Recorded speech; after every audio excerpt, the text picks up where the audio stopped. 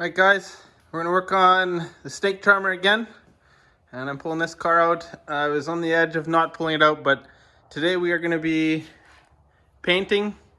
The interior of this car is the plan, and the reason that I was a little bit nervous to pull it out is not because it's outside, but these tires can't go below -5 or -9, and we're going to be on the edge of that tonight, and that'll be Celsius. So they are a race tire of sorts. They're DOT rated, but definitely a race tire. They're a soft compound, and they get too cold and they will crack. So we might as well, while we're out here, get a bit of a look at the old girl. I just can't get over how sweet she looks. Yep, I'm excited to drive her.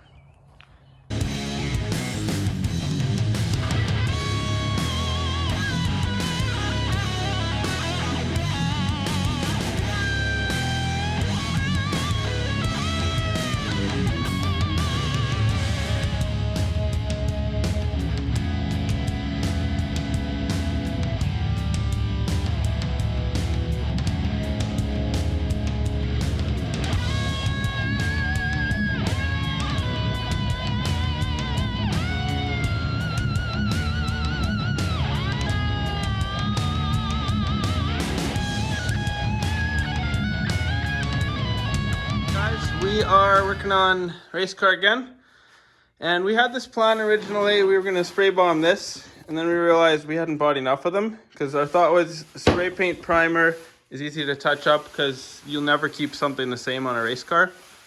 But we have leftover epoxy from doing the body, so I'm going to shoot it with that. We'll clean it out really good. I've masked it all off, keep the doors on for priming. Trunk lid came off. But check that out, guys. Tony gave it a clean, and it's just a world of a difference even cleaning it. Should we keep it that way, or do we need to paint it? Yeah, just keep it bare and clear it, right? Yeah, I think so. Yeah. Clear sticks to paint or to metal. Doesn't it actually? Until you pressure wash it. Yeah. Oh, okay. Yep. So yeah, that's what we're gonna do. We're gonna get Tony on something I bought from Eastwood here. We're going to do inside the rocker panels and a couple hollow channels. You've seen me use it in other videos. This is the internal frame coating. It's zinc, and it'll also go over rust and put a bit of a shield against the rust. So when I did these rockers, I didn't coat them at all. With the intention was to put this on there. So that's what's going to happen. Hey, Devin here has trained me how to professionally coat the inside of a frame rail. So he's got these 3M nozzles that seem to be working okay. That's not a sponsor yet, I think is how they say it. Yeah. Yeah, they work really well. So I got to spray some, I don't know if you can see residue from where I got a little bit of overspray here. That green stuff. Yeah, we did some of these hard to reach spots. So we drilled the hole. Devin got me to drill a hole here in the rocker so I can reach forward and back for it. And put a good layer in there so we don't rust out the race car. Try to keep the Toyota out of the Toyota, right? Out of that Toyota realm, hey? Yeah, exactly. Yeah. Gotta make a Ford believer at least be okay with it. But you know, most of this car isn't Toyota anymore, so yeah. Have fun. Yeah.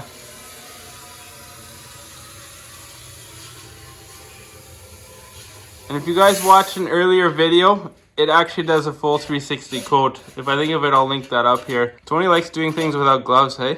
What do I need gloves for? Nothing sharp here. So Dev and I were just talking about how good this acetone smells. And yeah, I'm cleaning and cleaning and cleaning because Tony likes cutting oil and such things. So we use lots of it in here, but you know, it's needed for the project to do the jobs before this. So now we're cleaning with acetone. I didn't want to waste my money on expensive painting pre-cleaners, so I bought one of these and it'll do the whole thing. So we'll clean it, and then I'm going to epoxy prime it like we talked about earlier, and we'll be done. So sweet. Yeah, we're looking almost done, almost ready to paint, hey? Yeah. A little bit more cleaning there, and I got both the rails coated. Yeah, everything's stripped. So. All right, guys, we did all this prep work on the car just to realize I have no hardener for my epoxy. Tony's like, I think I have some. So he lives 15 minutes from my house. It's 12:45 when I left in the middle of the night, and flew down to his place. May as well take the Miata because it's fun to drive. And he had, I think, just enough to get at least one coat of epoxy on the interior of this car.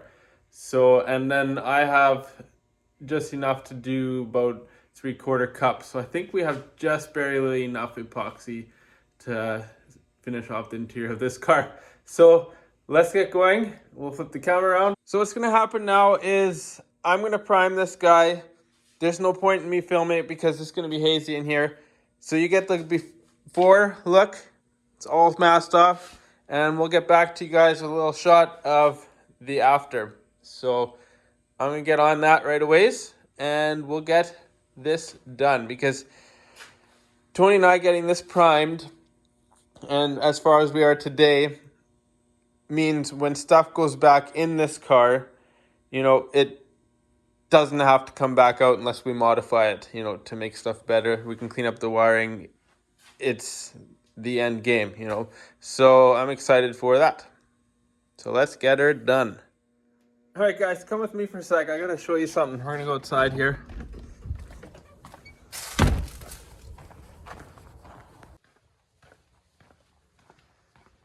So I'm gotta make some sacrifices for the build. It's cold out, and we got the first frost sitting on my car. And this is what it is.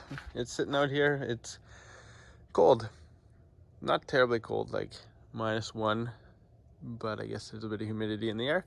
So yeah, she's gonna probably sit out here tonight, and we'll bring her in the morning when the car is dry. Here it is, guys. 2 coats of epoxy primer.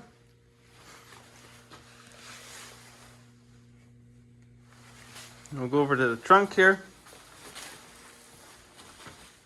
So now we can assemble this car. I think we'll put a bit of seam sealer on some of these edges so we're not getting water in the car. I laid the tape out along everywhere I want to do a seam seal. And then I put a little bit of a bead and I rub it down with my finger. You get this nice bead here. Tony and I are going to do a bedline type coating as a floor mat and foot grip just in this section. And I want to do that while the epoxy has a recoat window. So I'll get this all peeled off and I'll show you guys what it looks like. It makes really nice, neat work of it. This will be under the seat. Like I said, that's getting painted and the rest gets up under the dashboard, but that looks pretty good. I'm happy with that, guys. That'll work.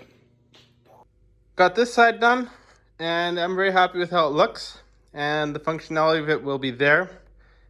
So I want to do the trunk area. There's some seams in there yet, and then we're good to roll. All right, guys, I got rocker panel guard here, and I'll show you where we're going to use that.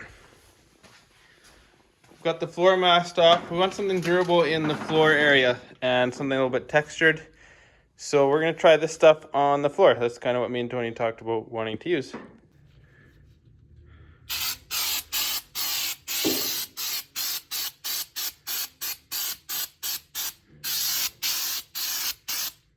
That's going to be good texture, guys. It should look really cool. All right, guys, check that out. It's a nice look, I think. It's wet and it's going to dry. And we'll see if we want to put a top coat on there or not. But it's meant to be painted. Check that out, guys.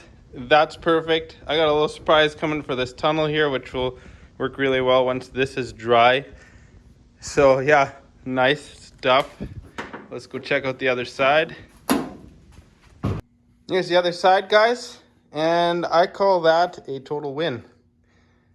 So I'm going to do a little seam sealing on this tunnel, and then I'll show you what I have planned here. Got the tunnel seam sealed, the drive shaft and transmission tunnel area, and I just put the Mustang dashboard in there. Get a little perspective. I want to do some painting on this guy right here. So hopefully the 1 can of what I bought is going to be enough. I'll show you what I'm going to put on there now. Right here is the trunk paint. Same stuff I used on Project Judith Ann's trunk. There's another video we had that we did about that. And a matte clear. We need the clear, it's an enamel clear, to go over this because if this gets wet, it turns all muddy and it's garbage. So this is the base coat, this is the top coat. Definitely a water base. Once that seam sealer dries, I'll mask up, and the floor panels, I'll mask it up. I'll put this on there. And my thought on this is it should add a little bit of contrast. Tony and I were both saying there's a lot of the same gray because it is all the same gray. We both like the look. You know, like where all these are done over, they look kind of neat. It's gonna disappear on the tunnel. When the seats are in, it'll have a nice, almost lizard skin kind of look, that spray, which I'm excited about. And I'm gonna be, once masked, I'm gonna prime these guys with the Proform primer that Tony had supplied me that we sprayed the roof with. The roof doesn't see much, so it's kind of can have the cheaper primer out of the UV. That'll be coated and it'll look pretty cool. Look forward to that, guys. So I've masked up everything here. I've primed it. And the only reason I've re-primed it is to cover the seam sealer, because when we go to use this paint, it's quite transparent and I want to get away with using one can. So basically we're using it to texture this, and then we'll hit it with semi-gloss, and that should have a really neat effect on there. Trunk paint is on. It looks a lot like lizard skin actually. And I really like the texture. That'll break up this interior along with the black floor panels. And what it needs now, I did it on the trunk of my blue Celica, is a stupid color. And product is called CDA 1693 Matte Clear Coat. And I guess for those of you wondering, what this part number is, I mean, in Canada we might be a little bit different, but it's CDM 100 gray and white trunk paint. Now, this clear coat has to go on here. Like I think I said earlier, this stuff will pretty much turn to mud if it's not protected. It's not water soluble. So as long as it stays dry, it's fine, but we don't want to have to deal with that. We want a good, durable finish. So let's get her coated. There we go, guys. Matte clear is done. Tunnel's done. The floor is done. Looking pretty sharp, I must say.